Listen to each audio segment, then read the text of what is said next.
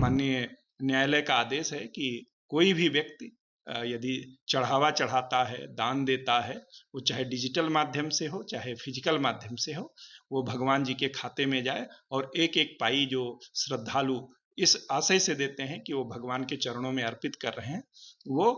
भगवान जी का जो श्री ठाकुर माँ के बिहारी जी का खाता है उसमें ही जाना चाहिए। एक ओरल ऑब्जर्वेशन उन्होंने दिया कोर्ट ने, माननीय जज साहब ने, कि जो भी पैसा गुल्लक में आता है वो बांके बिहारी का ही है और इसमें कोई दो राय भी नहीं है।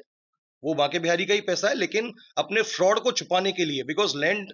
डिस्प्यूटेड लैंड्स को ये परचेज कर रहे हैं बिहारी जी के नाम। आज माननीय सर्वोच्च न्यायालय में ठाकुर बांके बिहारी जी के मंदिर से संबंधित प्रकरण आया था सुनवाई के लिए, और जो गोस्वामी बंधु हैं वो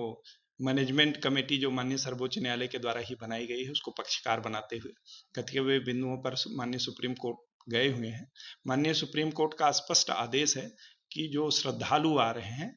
उनके लिए बेहतर से बेहतर सुविधाएं उपलब्ध कराई जाएं। इसके लिए मंदिर के अंदर और मंदिर के बाहर भी चारों तरफ सिविक इम्यूनिटीज डेवलप की जाए। माननीय श्री अशोक कुमार साहब जो रिटायर्ड जस्टिस हैं माननीय उच्च न्यायालय प्रयागराज के, उनकी अध्यक्षता में कमेटी बनी हुई है जिसमें 4 हमारे सम्मानित गोस्वामी बंधु भी हैं और उनके सहयोग से लगातार मंदिर में सुधार की प्रक्रिया अनवरत जारी है जिससे श्रद्धालुओं को बेहतर से बेहतर सुविधाएं दी जाएं। आज माननीय सर्वोच्च न्यायालय में कतिपय सूचनाओं के माध्यम से जानकारी शायद रखी गई थी कि जो दान है वो भगवान जी को जो श्रद्धालु दान देते हैं चंदा और जो बहुमूल्य वस्तुएं अर्पित करते हैं वो दान पेटी में ना जा करके भगवान जी के खाते में ना जा करके कतिपय वहाँ लोग हैं जो अपने पास व्यक्तिगत रूप से रख लेते हैं। इस पर काफी नाराजगी व्यक्त हुई है और जो माननीय न्यायालय का आदेश है कि कोई भी व्यक्ति यदि चढ़ावा चढ़ाता है, दान देता है, वो चाहे डिजिटल माध्यम से हो, चाहे फिजिकल माध्यम से हो, वो भगवान जी के खाते में जाए और एक एक पाई जो श्रद्धालु इस आशय से देते हैं कि वो भगवान के चरणों में अर्पित कर रहे हैं, वो भगवान जी का जो श्री ठाकुर माँ के बिहारी जी का खाता है उसमें ही जाना चाहिए। कोई भी व्यक्ति उसे अपनी व्यक्तिगत प्रॉपर्टी ना समझे, उसे प्राइवेट प्रॉपर्टी ना समझे, वो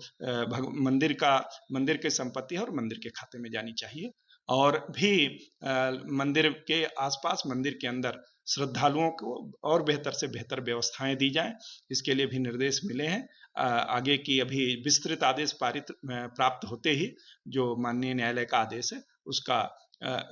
अक्षरशः अनुपालन सुनिश्चित कराया जाएगा। देखिए, हाई पावर्ड कमेटी ने एक फ्रॉड किया है कोर्ट के साथ, कोर्ट को गुमराह किया है। पहले उन्होंने एफिडेविट दिया था कि हमारी सहयोग मीडिया के साथ कोई फाइनेंशियल ट्रांजैक्शन नहीं है और ये ऐसा ना तो 1 रुपया लिया है ना 1 रुपया हमने उनसे दिया है, और जबकि करोड़ रुपए का ये हेर फेर है। हमने ये अपने रिजोंडर के माध्यम से बात रखी थी, लेकिन एक प्लॉय, एक चाल थी इनकी कि एक स्टेटस रिपोर्ट ले आए, जबकि कोर्ट ने मांगी भी नहीं थी, और उस स्टेटस रिपोर्ट के आधार पे कुछ फोटोज दे दिए गए जिसमें कोई 100-200 रुपए पॉलिथीन में रखे हुए थे, और ये आरोप लगाया गया, केवल आरोप था, इससे कोई लेना देना नहीं था, ऐसा कोई स्ट्रिक्ट ऑब्जर्वेशन सुप्रीम कोर्ट ने नहीं दिया। उनका आरोप था कि ये गोस्वामी जो हैं इस पैसे को ले जा रहे हैं और हमारी गुल्लक में नहीं जाने दे रहे हैं। तो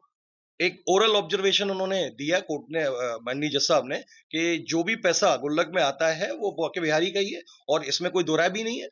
वो बांके बिहारी का ही पैसा है, लेकिन अपने फ्रॉड को छुपाने के लिए, बिकॉज लैंड डिस्प्यूटेड लैंड्स को ये परचेज कर रहे हैं बिहारी जी के नाम,